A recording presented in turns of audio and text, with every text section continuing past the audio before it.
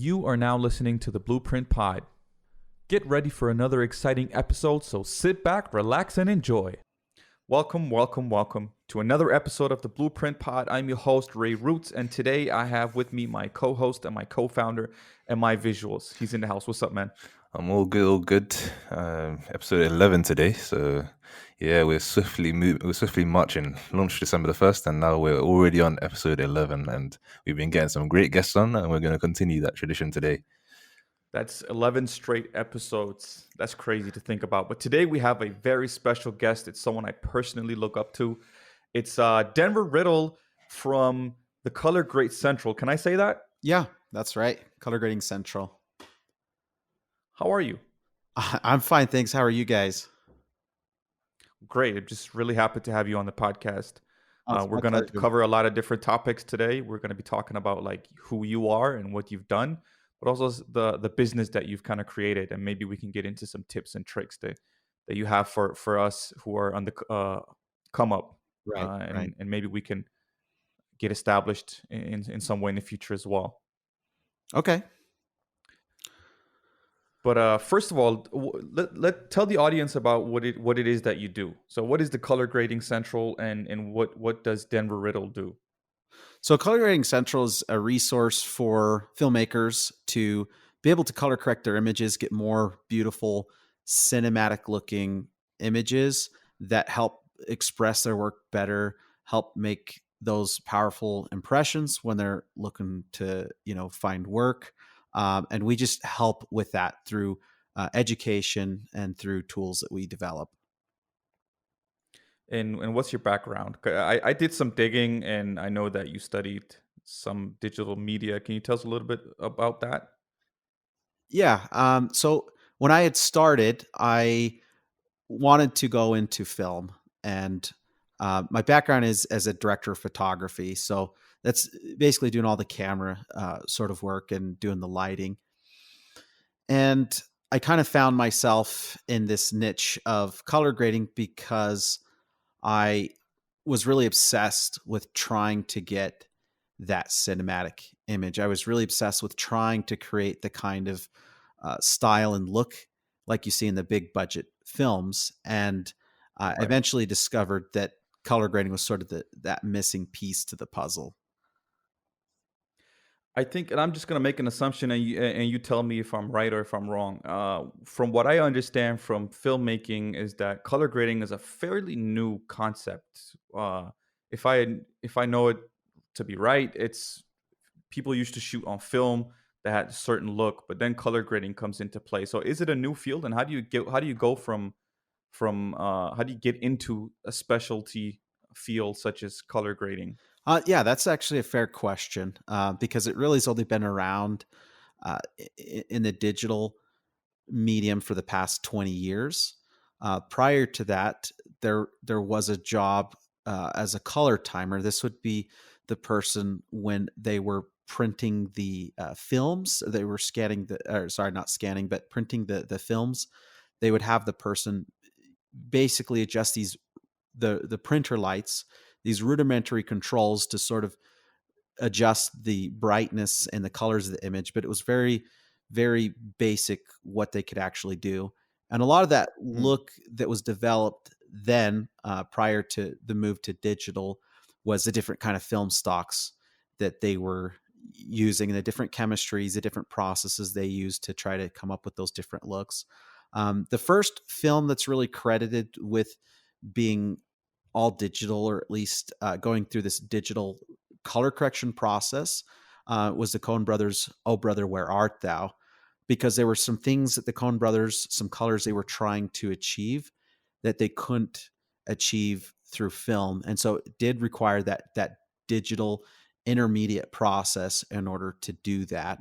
And so really it's been the last 20 years that color grading has become part of our vocabulary, and it's something that everyone can do because the software, like Adobe Premiere, DaVinci Resolve, Apple's Final Cut Pro 10, these are all softwares that actually allow you to do digital color correction. So when did you get started?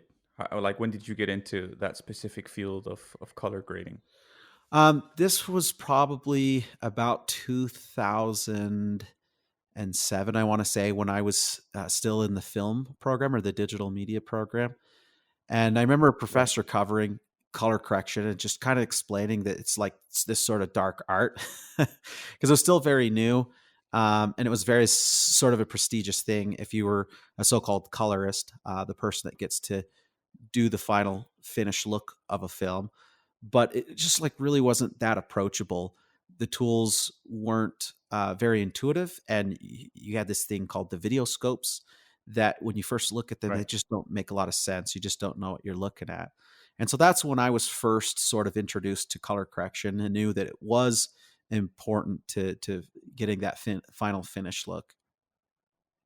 That's interesting with the scopes because I've done video work for about like 5 years now, and today people who are doing any sort of filmmaking, they're kind of doing everything, the entire process. They're producing, directing, color grading, editing, Yeah. and now I'm just now like really getting into color correction and grading, even though it's something I've kind of admired for a very long time. But the tools are like great, and you can get access to like great color grading tools for free, basically, if you could like DaVinci Yes. Resolve. But how did you start out? Like, what did you work on in 2007? Because those tools weren't available, as at least as far as I know. So what did you do in 2007? So in 2007, the popular NLE of choice at the time, which honestly, basically held the market, was Apple's Final Cut Pro. And it did have a three-way color corrector in it, some basic color correction controls. But, again, it was just, they didn't feel at the time very intuitive. And so a software that I discovered was a company called Red Giant Software. And they had a Mm, solution that they developed called Magic Bullet Looks. And it was just sort of a different way of approaching color correction. It kind of had a nice intuitive workflow for how you would approach it. And honestly, at the time, because LUTs or lookup tables weren't seen or viewed as the preset, filter effects that they are now. At the time, there were just presets. And so in right. Magic Bullet Looks, they had built in all these presets, all these preset looks that were already sort of created. And for somebody that's a total noob that doesn't know what they're doing, all I could do is just sort of experiment with these different presets. And though I didn't know what the proper workflow was or what the right way was to go about color correction, I at least had my eye that I could rely on. And I could say, well, that preset looks like garbage or it makes the image look really muddy. Or I could find that one that really made the colors pop and made the image come to life. So that was sort of my first introduction to sort of color correction and color grading, which is kind of, it goes beyond just sort of fixing and normalizing the image, but to actually enhancing it and adding sort of a creative look to it. That was my first experience with color grading. Right. I really want to get into the aspect of of grading and not just correcting, because I think, at least in my experience, those two things are like so different from each other, Yeah, but they might look like the same thing from an outsider's perspective. right. But what I'm really curious about before we get into the creative aspect of it is how do you manage to work on something that most people, like, your job is probably to have it, in terms of correcting, your job is probably to make it so that people don't notice that something has been done, Right. right? Absolutely. You want to you so how do you go about, like, if you're a filmmaker, or you film and you edit, you write stories and stuff, the product is right there in the audience's face. Like, they can tell, like, oh, okay, I see the editing, I see the sound design, and the acting and the writing, etc. But your work, from a correction standpoint, you don't want anyone to notice it. So how do you reconcile with that? You spent years studying and practicing, and then the end product is, I don't want anyone to notice. Right. That is a very good observation. A good colorist is, they're sort of the unsung heroes of the film. I mean, they're the I last agree. person generally that gets to sort of touch the film and kind of get all their fingers on it. But they're buried in the credits, and it does have a huge impact in terms of the finished look. But I would say that the measure of a good colorist is one that can enhance the story, can really keep with what the director had envisioned, also the director of photography, so you're not trying to run over the work that they were trying to accomplish on set, but then also, do it in such a way that, like you say, it's you don't really notice it. You watch the film and you're kind of engrossed in it. It just looks amazing. And um, the colors is sort of the unsung hero that makes it look that way.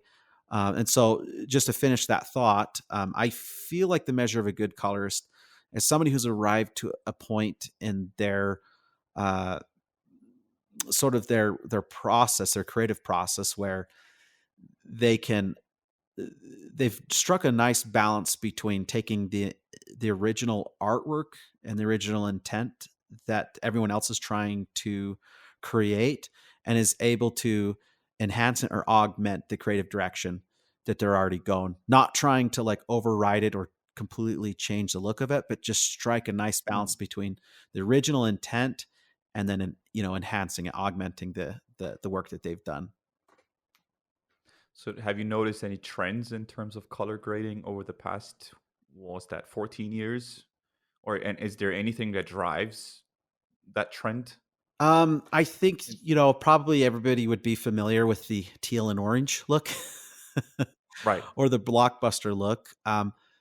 That's something that's really popular and quite honestly will continue to be popular because it's one of the greatest ways to create color contrast with your subject, which is the talent and their skin tones, right? And so Mm. even going back to, the Renaissance, and it's teal and orange has been complementary colors that have been used forever. And so I don't suspect that'll change, but kind of what I'm seeing is either filmmakers really, even today still embrace that, or they really try to go against that and, use different color tones and different color palettes to sort of kind of get away from that sort of Hollywood cliche.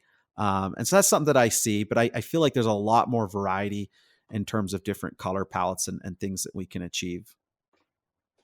Well, I mean, I have specific questions, but I don't know if it's too nerdy for our audience. But I'm just gonna squeeze a question in regards to that. So if anyone in the audience isn't into color grading, I hope you can bear with us for the next 2 minutes. But orange is the skin tone is in the orange color hue. Yes. So if you have to create a grade that is that doesn't destroy your skin tones, but still creates complementary colors, like what will you go with besides the orange and teal look? Um, I guess there's split complementary. If you think of like a color wheel, right? Anybody that's Right. spent any time in art or photography would be familiar with basically a color wheel. It's just a two-dimensional, color wheel that represents all the colors in the color spectrum. Skin tones and orange sit on one side, and so then anything that sits on the opposite side of the color wheel would be complementary to skin tones, and so that's where you get the teal. But when you have split complementary, it doesn't necessarily have to be teal. You could use other tones like blues, and sort of a little bit of greens. Teal just kind of meshes up or aligns perfectly against orange, but Mm. split complementary, you're just kind of taking that teal and you're just sort of splitting it. So now you have three colors, and a lot of uh, films will use three colors as sort of the foundation of the look. Right. Right. Okay. So what? How would you say that color grading, or how do you say that YouTube and Instagram and Facebook and social media in general has changed the whole field of color grading? I didn't know about it until a few years ago. So how? But you've been in the game before it popped on Yeah. social media. So Uh, how would you say? Like, what's the difference? well, I would say a lot of people that are on Instagram and YouTube, they're creators, they're creating content. They're really trying to create a sort of brand, a sort of unique look and style that's sort of unique to them. And they want it to look tip top. I Mm. mean, they do want it to look amazing. They want it to look big budget. They want it to look cinematic. And so that's also sort of spawned a lot of how-to videos on YouTube and Instagram. Like, how do you create these different looks to help your YouTube channel to stand out. Because you could have like a cooking channel or a channel that's into like automotive, but you still want to use all these principles and these techniques just to make it look amazing. Mm. Okay, you guys have gotten really into the details of it, which I really appreciate. But yeah, I'm not a filmmaker, so I can't like get into it as much as you guys can. But it's interesting from like the perspective of the casual as well. How everyone's like the smartphones are becoming pretty good at the cameras, and everyone's like saying they're gonna pick up photography and videography in times like this in lockdown, where we have a lot of hobbies to pick up. So I think it's interesting that you could probably apply this to all levels of photography and videography and even design. So I think people should definitely also pay attention to all of that and learn about it a bit more. But before we get into the other kind of color grading stuff and business stuff and how you go into other things, I also wanted to help loosen us up all a bit, just in terms of this conversation, because we want to know a bit more about you. Also let you know a bit about our personalities as well. So I've got a few icebreaker questions, and I also wanted to just where are you from, by the way? You sound like you've got like a tint of an Irish accent. Oh. Am I wrong? Yeah. Maybe it's my Utah accent. Okay. Yeah, I'm actually from the U.S. Utah is my home state where I grew up, but I definitely do have a little bit of maybe a hick accent or a little bit of a twang, because I grew up in a small town, so that maybe you sound almost Irish. Yeah. Yeah, I mean, in London, I'm based in London, so yeah, I grew up around quite a lot of Irish accent, people with Irish accents. So yeah, it's interesting. I was thinking you had like an interesting story where you had like a half Irish gangster grandfather or something. Yeah. No, I don't think I have any Irish, but I do have Scottish and some British. So okay, cool. So yeah, I've got some icebreaker questions, and we'll take it in turns to answer them. The first one is: if you had to delete all but 3 apps from your smartphone, which ones would you keep? That's a good question. I just got a new iPhone, so I had to install some new apps. So that's good timing. I would say Instagram, just because it's a great platform for expressing yourself and sharing your brand. Slack, because I have an organization, a company. So for our internal communications, we use Slack. And then a personal one is just my scriptures, because I'm into spirituality and religion. So I like to have that on my phone. What about you, Ray? You know what? I'm going to be such a fraud creative, and I'm probably going to exclude Instagram. I don't spend a lot of time on Instagram. That's why you're not getting a lot of engagement right now. Yeah, that might be it. Honestly, I think one of them is going to be a journaling app that I have. I think I've made a video about it. I think it's a really good a tool to offload a lot of your ideas and to reduce stress and potentially also anxiety if you suffer from that. Okay, what's it called? Let me see. I actually don't know the name. I just know it's called Day One. Okay.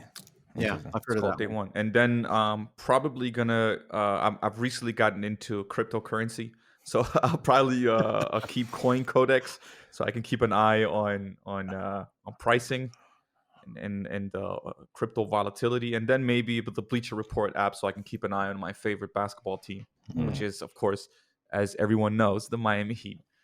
But yeah, that's what I would keep. But what would you keep? Yeah, let me tell you one that I definitely need to delete. It's the YouTube Studio app. Ever since we started uploading videos, I've developed an unhealthy habit of looking at the views and analytics of that, which I definitely need to stop. That is definitely a bad habit at this point. But what I would keep is Uber Eats. Yeah, because I am lazy. I'm lazy and I got to eat. Yeah. I'm not creative without my food in my stomach, so that makes sense. Yeah, and I probably keep YouTube because I'm always on YouTube, just like I feel like YouTube is like my university. I didn't go to university. I'm an IT Mm. professional, but I do graphic design freelance in my free time, and now I'm trying to teach people what I've learned as well, like you do, Denver. Mhm. So I've spent a lot of time on YouTube. That's why I learned all my tricks and skills, and that's why I also get all of my entertainment pretty much. So that was YouTube, Uber Eats, and then the last one probably WhatsApp, just to stay in communication with. Obviously, that's currently a controversial one with the like terms and policy changes and stuff. But yeah, my whole family's on there, so I doubt I'll be moving out from there fully for a long time. You know what I just realized? Yeah, You know this, but Denver doesn't know it. But I have a really bad habit of getting a podcast episode with a guest started without telling them who I am. you didn't, did you? No, I didn't. I've done it like this is 7 times. This is the 11th episode. I think it's more than 7 because this isn't just with guests. He does it with me as well. So if it's just me and him, oh man, like we're like 30 minutes into the episode, I'm like, you didn't introduce yourself at all. He introduces me though, so Yeah, it's fine. I gotta show love to the homie. But Yeah. at some point, I gotta show love to my. So, anyways, Denver, I'm I'm based in Copenhagen, Denmark. Okay. And I'm an IT professional. I work with IT developers, and creatively, I'm a photographer. I've done that since I was like, I don't know, 8, 9, 10 years old. Mhm. And within the past 5 years, I've gotten into sort of the 21st century concept of a filmmaker, Mhm. which is do it all Yeah. kind of type of filmmaker. But I intend on transitioning into solely writing, directing, and I also want to get into color correcting, color grading. Awesome. So that's a little bit about me. I don't know if you introduced yourself as well. I mean, I think he did, but we'll get more and more into it. So, are you talking to me or Muhammad? Let's hear No. Muhammad.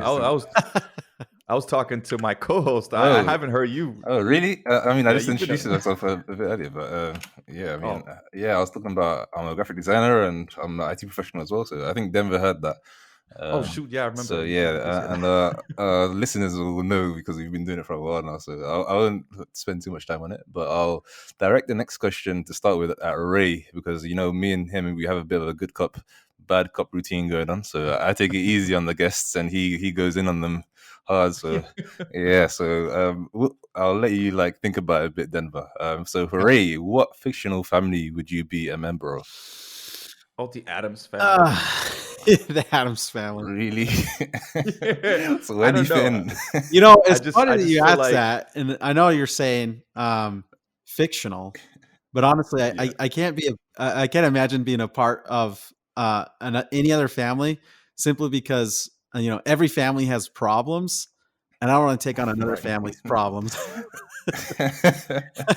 That's true, but imagine being a walking, living hand. I don't think I mean, you might be a good color grader then, but I don't know. Yeah, you have an extra hand for grading and correcting. I don't know. I mean, let's just think about it in a fictional world as well. We don't have to worry about the problems too much. Yeah. I mean, I'd probably go with the Addams family. I don't know why. That was the first thing that popped up in my mind. Would you be living in black and white then? Absolutely. Noir. Isn't that what it's called? Yeah. That's a look. Okay, Denver, what about you? I can go if you want. I'm stuck. Yeah, you go. Okay. Give me some time. I think I would like to be part of the Fantastic Four, even though I don't know. That's not a family. Listen, yeah. I mean, technically, all right. The Incredibles then. Well, I want to be a part of the Justice League. That's not a family, man. You got to pick a family. I didn't just say the Justice League, but I don't know. The Fantastic Four do have kind of a family thing going on. But I mean, if you are talking to strict brothers and sisters, father, dad, I guess I think the Incredibles would be a bit of fun. And I'd like to see myself animated as well. I don't know. I mean, some people make jokes because I look a bit like Frozen. So, honey, where's my super suit? You do look like him. So I'll probably fit into his family a bit better. But yeah, the Incredibles for me. Denver, it's finally a Nina. All right. Have you guys seen the film What About Bob? No. Bill Murray. I'm Googling it right now. Yeah, it's an older 90s film. Oh, I wasn't even born. Stars Bill Murray. He's one of my favorite comedians. I mean, everybody knows Bill Murray, but it's just such a funny film that's full of so many ironies. And I don't know why. I guess it's just my affiliation to the film, but the film stars it has the Marvin family, Dr. Leo Marvin. You know, and I don't know. It's just the film just cracks me up. So I just think. So you'd be a part of that, the Marvin family? Yeah, Dr. Leo Marvin is played by Richard Dreyfuss, and his character is just so funny in the film because he's so uptight and he's got a lot of pretense and thinks he's all that, and he's the shrink of Bob, played by Bill Murray, and the film is just so funny. So I definitely recommend you check it out. I'll add it to my watch list. Maybe I can watch it with my wife after the podcast ends. There you go. But that was a lot less dramatic than our choices. Ours was like dark and superhero. Yeah. And you picked probably the more realistic option. Yeah. It sounds interesting. A shrink who's quite pretentious. That sounds like an interesting character. Yeah. You got to check out the film. It's so funny. Check it out. Okay. So question number 3. If you had a time machine, would you go back in time or into the future, and where would it be / when? You go first now. Yeah, go ahead. Me? Yeah. Okay, so I kind of thought about this as I was thinking, because I always have these like random daydreaming moments where I'm just thinking about like, I wonder how this place would look like 100 years ago or 1,000 years ago. Because I say I'm interested in history, but that's a lie because I just like the idea of history, but I don't ever spend time researching enough. So I'm a fake historian, but I would like to probably go back in time, but I also want to see where the future's headed. So I don't know. I think I'll probably go back in time, like 500 years ago or something. And then like just introduce electricity to them. Oh wow, yeah. You'd be burnt on a like you'd be burnt as if I know how to introduce electricity. Like I'll still be the guy that's like the doofus in the class. Like I don't even know how it works now. Again. Yeah, so we just turn the light switches on and they turn on magically. But yeah, if you ask me to go back in time and introduce that to someone, I think I'll struggle a bit. Yeah. So that's me. I'll go back in time to like somewhere in South America. I don't know. Let me say Peru. Yeah, that's see how random. I don't know. Like you see how the Aztecs have like the pyramids and all that stuff. I would like to see them building that. And like you got to go back way more than 500 years. I know. See what I mean? See what I meant by I'm a fake historian. But, I know. But yeah, I guess I would just like to see something interesting being built. So I'll say that. Yeah, that'd be cool. Very vague. What about you, Denver? Well, just being a Christian, I think it'd be nice to go back to the time of like a historical figure like Jesus Christ. Right. You know, I think that would be really, that would be really amazing. I think beyond that, like the Roman Empire really fascinates me. Sort of like Muhammad. Same. Like it'd be neat to see how they accomplished some of their technical achievements at the time, because they're sort of really advanced what they did. Yeah. You know? Like roads and like sewage and then of course there's the systems Dark stuff. Ages.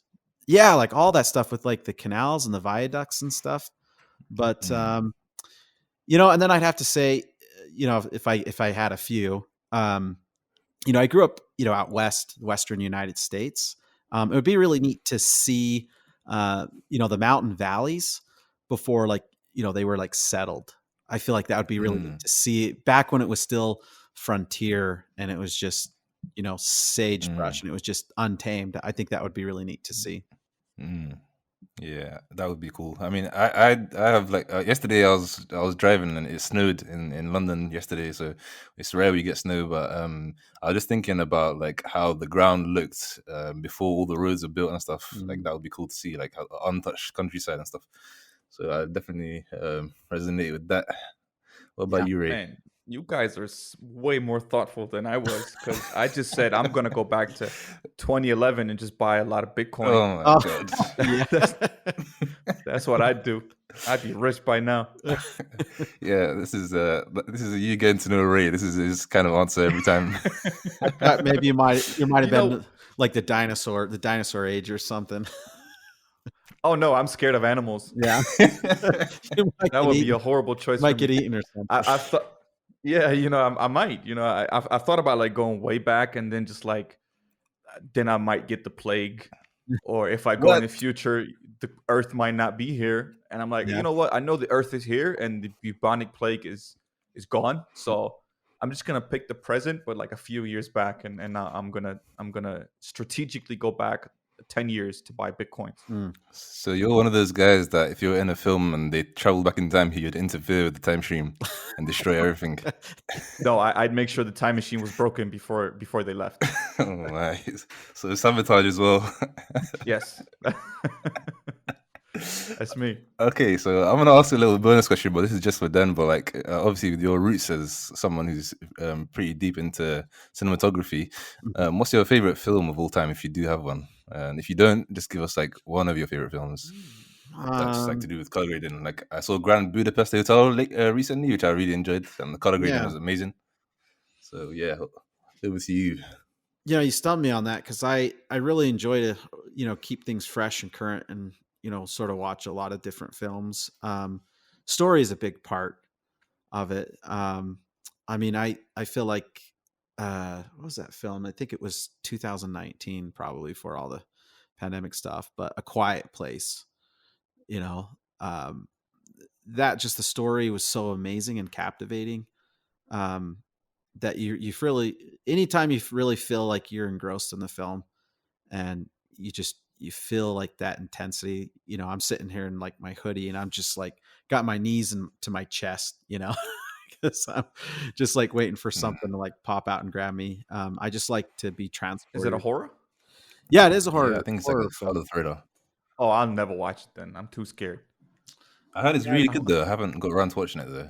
I'm so scared. Like I can't. Like I've been traumatized throughout my childhood with horror films. Yeah, it was actually I think he might have written it. It was directed by John Krasinski, and he starred in it as well, with his spouse Emily Blunt. So I mean, I guess it is I don't know if it's really a horror, or if it's more like a suspense, but it's sort of this, post-apocalyptic, aliens have come and, sort of taken over the earth, and you can't make a sound. And so I think is really neat about the film is you have to sort of pick up on all of that without them, being able to say it, just reading the emotions on their faces. And, it just really takes you in. Right. I Go ahead. agree a lot with what you said about story being key. I think you get a lot of high budget movies that are full of effects and special effects and visual effects, and the story is really lacking. So I think that was probably like the perfect way to get into my next question, which is how do you explain how color grading can affect story to someone who doesn't know what color grading is? That's a good question. Excuse me. Colors have a certain psychological impact or just effect on us. And, different colors represent different things to us. And that could just be, universally, but it could also even be culturally as well. Different cultures might, colors could represent or be symbolic of different things. And so as you start to incorporate the study of color theory, like understanding what these different effects are that different colors can have, then you can start to intentionally use them as part of the filmmaking process. Of course, it should start much, much earlier than the color grading process. It should start with, like the director, like they could have like a mood board, and they can intentionally select these different colors, these different color palettes. You mentioned the Grand Budapest Hotel. That's a perfect example of this. Wes Anderson just used these different color palettes for different, emotions, and to represent different things in the film. And so, that has to be incorporated at the beginning with like the set design and wardrobe.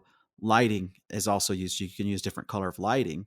And then finally, when it gets to the post process, the colorist can then sort of augment or sort of bring those colors out more.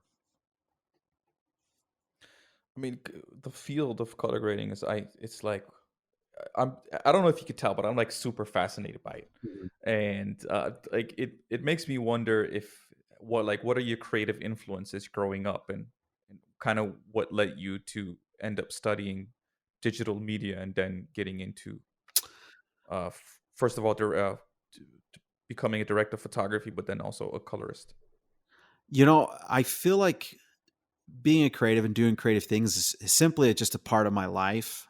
Um, I can't do without. I mean, it's a type of thing. If you can wind into that type of profession, you really have to like pinch yourself, um, Mm, because you actually get to do fun things, right? Like creating doesn't really feel so much like work.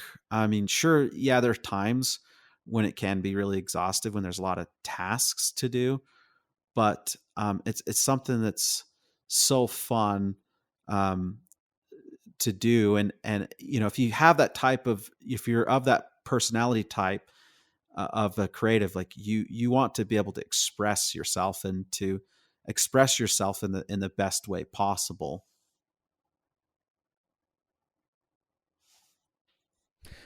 I grew up wanting to be also with creative dreams. I wanted to be an actor, so I Mhm. think that was mostly because of Harry Potter.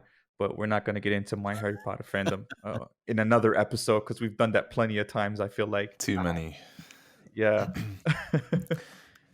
Do you feel like your religious background has influenced the type of work that you do or the style that you create? Because I know that there's a lot of like amazing artists from the Roman Empire time. I can't find the name. I'm looking for a name, but a lot of the color schemes that they're using. Are you influenced in any way by that? Because I can tell from my own work, I'm a Muslim, and I take my religion fairly seriously as well. And I feel like I am influenced by some of the Ottoman aesthetics Right. that you see in terms of architecture and art and just the whole aesthetic of it. Do you feel like you draw inspiration from Yeah. that era? I mean, I guess more largely, if you believe in like a creation, right? Um, and if you Right. love the outdoors and you go into nature and you see all these beautiful, amazing things, I would just say honestly, the beauty of this earth and nature, Mm, that really inspires a lot of the creativity. I mean, just watching a sunset, and right. it's funny when you see a sunset during magic hour, so-called magic hour, that golden hour, you actually sort of have that complementary color contrast of teal and orange, where it's like wherever that soft glow, that warm sunlight, where it's hitting the highlights or the bright areas, things that are exposed, it takes on that golden color.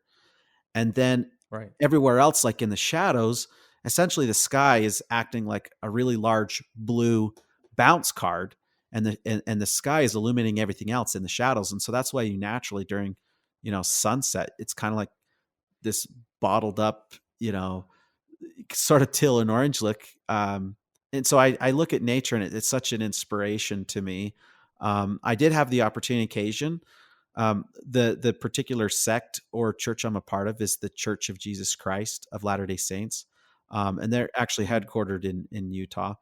And so I've had a couple different occasions to actually do work for the church to color different projects. And so, that was a great, Oh, honor for me to do some of that work. that's awesome. I watched again. I can't find the video. I'm currently looking for it while I'm talking to you. But they're like I even study like paintings, not on the regular. I'm not going to pretend like I'm sitting here looking at 15th century art Uh-huh. or even further back. But I do look at it sometimes, and I watch breakdowns of it because I do find it interesting to get inspiration from different eras and different cultural and religious backgrounds. But I kind of want to transition into the business aspect of it, because I feel like we covered most of your like your upbringing in terms of creativity and how you got into the specific fields. I want to know how you go from studying a specialty field at a time where it's fairly new Mhm. into monetizing it. So, but also the challenges today where filmmakers typically do everything. So, in a time and an era where filmmakers are doing pretty much everything, how do you make money off of specializing? I think that's the golden question, because ultimately, as a creative, at the end of the day, we want to be able to earn a living so that we can continue to support our dream Mm. of creating things. So, the most obvious is as a professional service, right? Where you create something, you develop a skill, maybe you specialize in a certain area, and then you create and you do things. Maybe starting out initially, you're doing, you know, uh, free to paid, or you're doing spec commercials. But eventually, as you start Right. to do that, people start to like notice. And as a creative, I mean, it doesn't matter what creative field you're in. Your most important piece of work, at least for getting work, is your demo reel, or if you're a photographer, it's your portfolio. And so having that leads to opportunities to then trade your time for your professional services in exchange for money. Um, you know, for me, I did that. Like I had my career job where I was working as a DP. I was coloring stuff on the sort of back end. But then when I decided I wanted to be a colorist, I had to develop this skill, and then start to put myself out there so that, these opportunities would arise.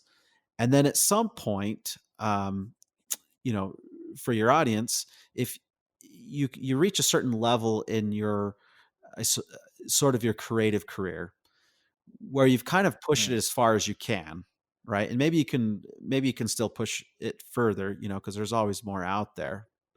But you've reached a certain level where you've now established yourself as an expert.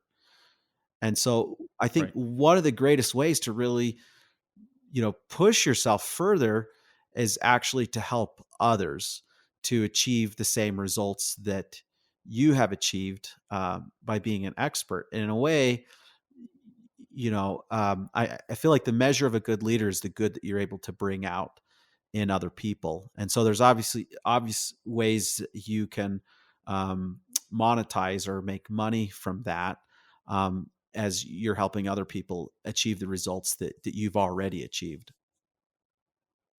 That's interesting, because usually what people would think of is that if I train other people to do what I'm doing, I'm creating competition. But that's not how you look at it. Yeah. And then of course there's the old saying, like those that can't do teach, you know what I'm saying? And, I don't see I that mean, way either. I mean, look at just like all the master classes, like the company master class, and you see their advertisements in Facebook. And, here you have mm, A-list directors and actors and chefs, like Gordon Ramsay, and they're like showing you and teaching you, how to do things and stuff. So I definitely don't, subscribe to that adage that those that can't do actually teach. I think, like I said, the true measure of a leader is the results that they're able to help others achieve. Mm. I I think one of the toughest things is to is to become mainstream, or to make something mainstream. And when I think of color grading, it's still to a certain extent not mainstream. At least that's what I think. I Mhm. can think of two people who specifically specialize in color grading on YouTube. Mhm. And I think YouTube is a good measure of how mainstream something is, because the average person is on YouTube. I think they have 2 billion users. I can think of you and I don't know if you know of him, the Cosman or Yeah, Kazi. yeah, Kazi. Yeah, absolutely. He's a really talented So colorist, and but yeah, to your yeah. point, it's still more of a niche thing, but it is becoming more mainstream. Um, just like you pointed out earlier, like every indie filmmakers, just there's so many responsibilities, and you're expected to do more, to basically kind of be able to do all these different things that before Hmm. were very specific, specialties. Mm. You must have some pretty good eyes then, if you're looking at screens every day. And because me, I work in IT, so 9 to 5, I'm doing my, I'm looking at screens pretty much, and then after that, and I'm doing my own creative work as well, or making videos or whatever. I'm always looking at screens, so I can end up with pretty regular headaches. Like, how do you actually manage that, like from an actual practical health view? I think just like anyone Random else, question. I think a lot of people have desk jobs, but I guess I try to have a good morning routine where I go out and get exercise in the mornings. Mm, I have a stand-up yeah, desk, but I don't really use it. You know what I mean? I don't ever usually stand up, so I don't know. I yeah. guess I feel like I live my life on the keyboard. Mm. Yeah, I mean, Ray was getting on to. Well, you gave a very good quote when you said about at the end of the day, what matters is the actual contribution that you produce and like the results of whatever you've done, rather than worrying about whether you're good enough or whether you're experienced enough or educated enough to teach what you've learned. I think that's a very solid and important point. Is there any other like kind of tips you give, because we just started on YouTube on December the 1st, and you've been doing it for a while, and you've been producing consistent quality videos, and you've obviously hit a very high, like good level of subscribers, over 260,000 I think. Like what kind of advice would you give to someone that's like just starting up, let's say creatively, like someone who wants to make it creatively per se, and also to grow as a YouTuber as well? Well, I would say it's really understanding the algorithms of these different social platforms. Um, Mm, just understanding the concept. You don't have to necessarily get into understanding the nuts and bolts, because I don't think really anybody, understands, everything that's under the yeah. hood. But essentially, if you understand the goals of the different social media platforms, it's that they want you to continue to keep consuming content on their platform. Mm, And so you look at it, well, what types of content can I create that allows me to do that? That and it's congruent with what your unique message is to the world, but just kind of understanding that mindset. YouTube's goal mm, is for people to continue to watch, videos. So, mm, you definitely want to have that mindset and, be creating high production value content. And honestly, I would say, I think the person that's perfected this, the most would be like Mr. Beast or PewDiePie. Like they've really figured out how that algorithm actually works. And so their mm, content that they create, I mean, of course it's consistent, it's congruent with, their mission or the things that they want to do, but they've been yeah. able to do it successfully in a way that it really just allows their channel to grow. And I'd honestly be willing to say, even if they started completely over with 0 subscribers, they would be able to duplicate their results again, because they understand that aspect with the algorithm. Mm. That's interesting because, yeah, I mean, because me and Ray, like, we actually had a psychotherapist on in one of our episodes, and we were just talking about like managing our mental health and stuff. And like, I believe that you definitely, if you wanna succeed, you do have to, as you said, go with the algorithm and make sure that your content is kind of consistent alongside what the algorithm wants you to do. But like, at the end of the day, is spending more time on these kind of things, on these social media apps and YouTube, for example. So, like from a mental health perspective, how do you balance that as well? Because I feel like that's a constant battle for me. Like I want to produce content all the time, or for example, on Instagram, I want to like sometimes I say like I'm gonna make a design every day, a graphic design piece every day, or a piece of visual art every day for a month, and then I end up like burning out within a few days, and then I regret saying like, oh, even announcing it, for example. Like how do you balance that, like regularly, always consistently making content, and also like having time to breathe and relax when you're probably a lot of people are working and studying full time as Yeah. well. I think that's a really fair question. It is kind of like having a lot of spinning plates, Mm, but I think it would just be adopting a mindset and settling with it and becoming comfortable with it, and used to just understanding that in order to become relevant, right? And I'm borrowing this from Russell Brunson, big marketer. In order to become relevant, you have to create content, right? That's the first part of it. And the second part mm, is in order to continue to be relevant, you have to create content. So mm, you want to think of producing content, creating content as being sort of like the oxygen for your yeah. business. It's like the lifeblood of your business. And I think once Mm, you settle with that and you come to terms with that you just have to, life is just always constantly going to be like a hustle, then I think that you'll be yeah. able to succeed and become prolific in that because, for quite a long time, I just felt like if I create this big thing, then I can take a Mm, break, mm. and then I create this next big thing and then I take a break. And then it was sort of like this burnout cycle until finally Yeah. I guess I came to terms with it and realized that, you know what?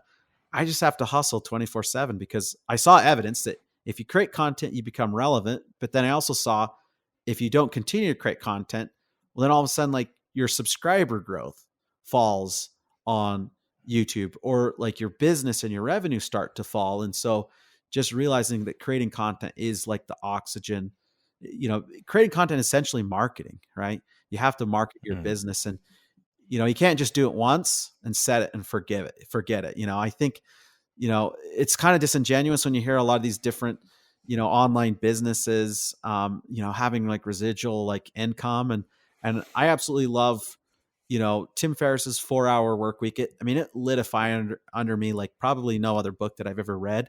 But at the same time, I've mm. really come to discover that rarely have I actually worked a 4 hour work week. It just, you know, it's not to If say ever. that's not realistic or it's not possible, but for me, I found that I have to continue to create and produce content, and I'm okay with that. Like I've come to terms with that. Mm.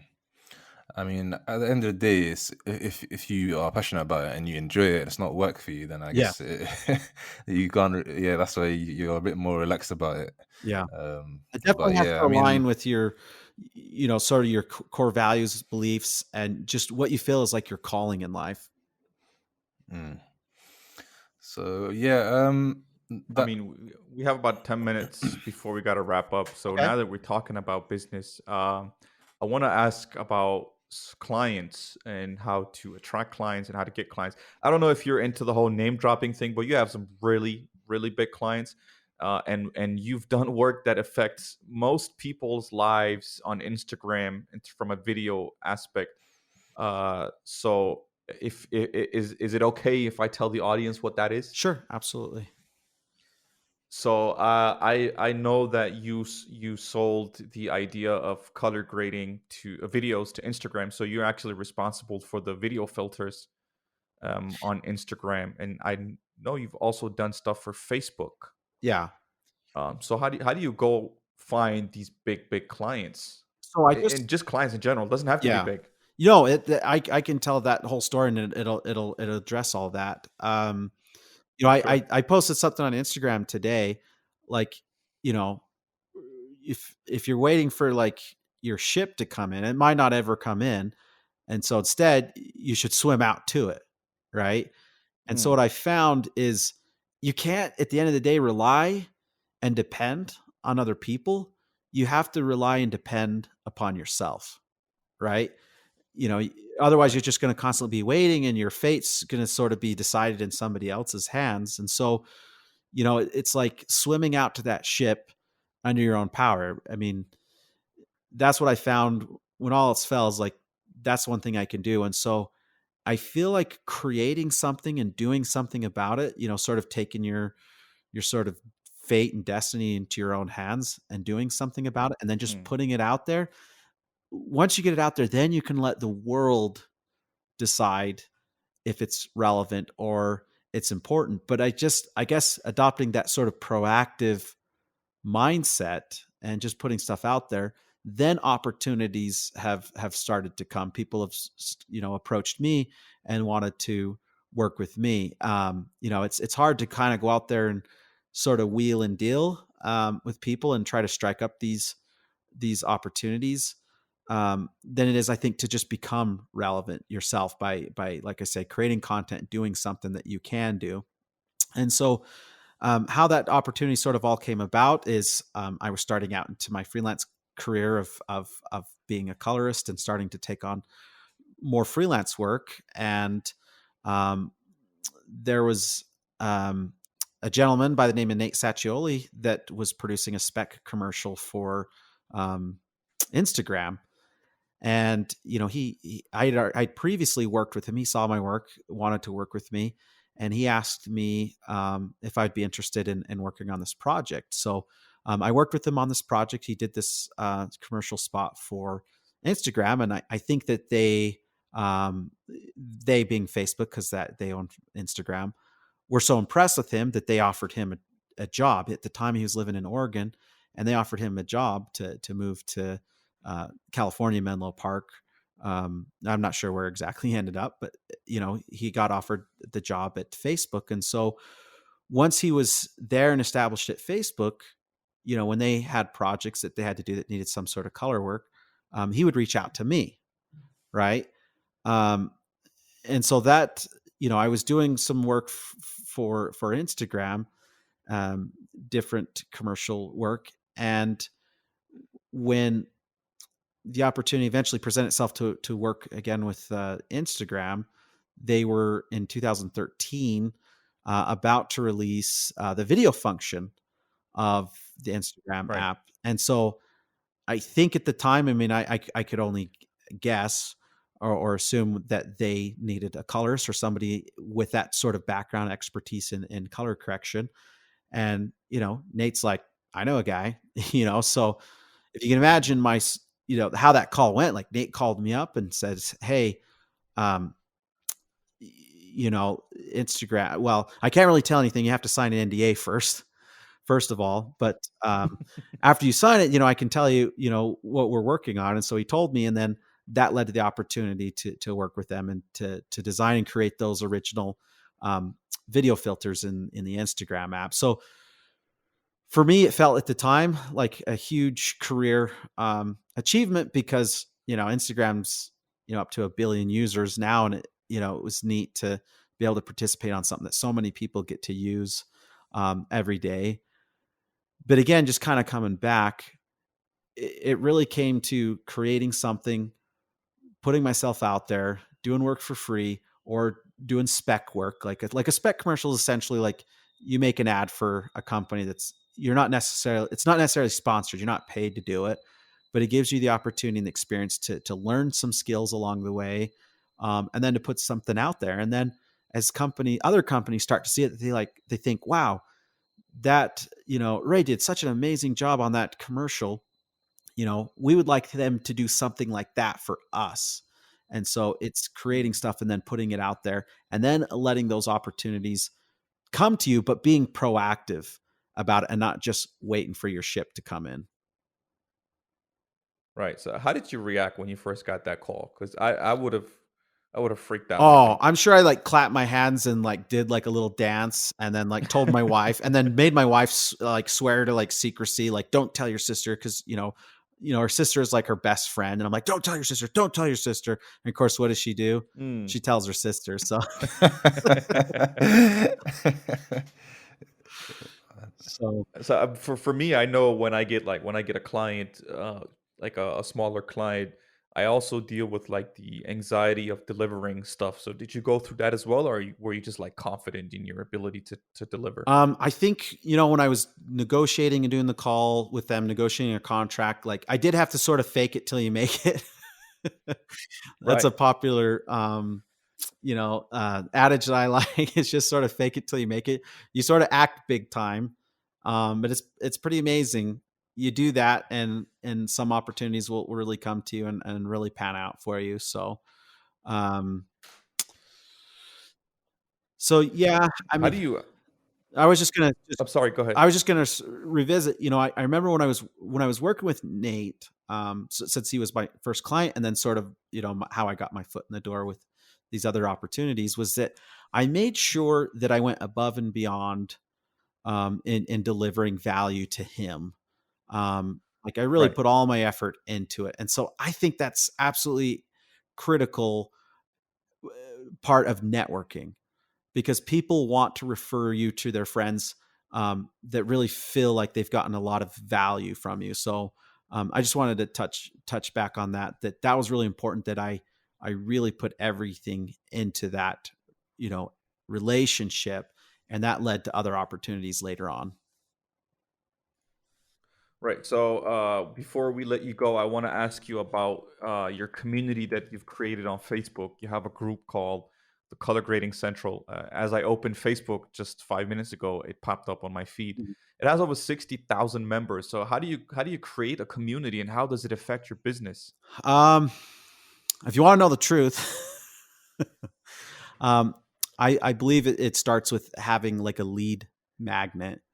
Um, Having something that you can offer somebody for free as a tangible, and Mm, you know uh, as you offer them like a free training or a free lookup LUT or some sort of asset, you're providing and you're building value. And so I think how I originally started that in 2015 was, and as I was connecting and building relationships with people, was that when people would download the free LUT or training or whatever it was, that I gave them an invitation to join um, the Facebook group, because everyone wants to be able to have this sense of community. They want to feel like they're a part of mm. something that's greater than themselves. And so that's kind of where it originally got seeded with like the Facebook group. And then that community was kind of it really was a set it and forget it, because now it's all everything that happens, all the activity, all the interactions, all the engagement, that's actually driven by the users themselves and the content that they Right. want to share. And so that's all organic, but that's sort of how it started. But then it started to take on a life of its own, because it wasn't me creating the content and pushing the content onto it. Was that the users actually, it became user driven content. And so I believe that's what's also led to the success and the size that the group is today. Do you think it affects your business, even though you're not the one creating content on the group every day? It is a group that you created, and a group that you refer people to once you give them a lot, or once they buy a lot Right. from you. Right. Has it affected your business in any way? It probably has. Some things are obviously really difficult to track, but at the end of the day, it Right. does generate traffic. It creates awareness of the brand. And so yeah, I would say that it has, definitely. Right. So, do you have any last questions, Mohammed? No, I was just gonna make another joke about good cup, bad cup. See how Yeah. I'm talking about mental health and he's talking about business. Yeah, that's every episode. And that's we could probably use that as a trailer for our podcast. But yeah, man. No last questions. I think episode is full of gems and great advice. So I just really appreciate you coming on and sharing that time with us. Absolutely, it's my pleasure. If I could just plug something at the end is, Absolutely. if you are an aspiring filmmaker and you're looking for tools and resources for making better looking imagery, then colorgradingcentral.com is the website. And we also have a tool that we've developed specific to photographers and indie filmmakers. It's a plugin that runs inside of Adobe Premiere, Final Cut Pro 10, and DaVinci Resolve on the Mac. This plugin called Cinema Grade basically allows you to do point and click color grading. So I've taken all my years of experience of doing color correction and color grading and simplified it all down to a software solution. So you can use the built-in tools; they are great. But if you're looking for something easier and faster, we have Cinema Grade for that. And you're working on a Windows version, right? Yes. And we are I saw working that on on it. no, Kickstarter. Denver. I Yeah. was about to buy one straight away, but oh no, I'm on Yeah. Windows. Yeah, we are working I'm on it. joking. We actually did a Kickstarter in the fall, and it was a successful Kickstarter campaign. We raised about $75,000. So, um, Wow. that was some good seed money, because software development is expensive, and it'll likely end up costing more than that. But yeah, we have a roadmap for Windows version. So if you are on Windows, not to worry. We're working on a version for Windows. And where can people find you on social media? My handle on Instagram is @colorgrading. I set that up way back when. That's a cool handle. Yeah, it was a long time ago, so I'm sure there's other people who'd like to have it, but @colorgrading, and I didn't Right. initially spend a lot of time on it, but now I've spent more time on it. The irony after working with Instagram on that is I didn't really, spend much time on the platform at the time, but we're posting content on there daily. Our YouTube channel is Color Grading Central. So that's where we spend most of our time, is between Instagram and YouTube. All right, man. It's been great having you on. Before I let you go, I finally found the painting that I was talking about. Okay. And it's The Calling of St. Matthew by Caravaggio. I'll send it to you on Instagram. Yeah. And you can check it out. I'll look that one up. It's a fantastic painting. But yeah, I appreciate you coming on. And I guess that's it for us. All right. My pleasure, and all the best to you guys. Thank you for listening to the Bluprint Pod. If you enjoyed this episode, make sure you tell a friend and stay tuned for the next one. Peace.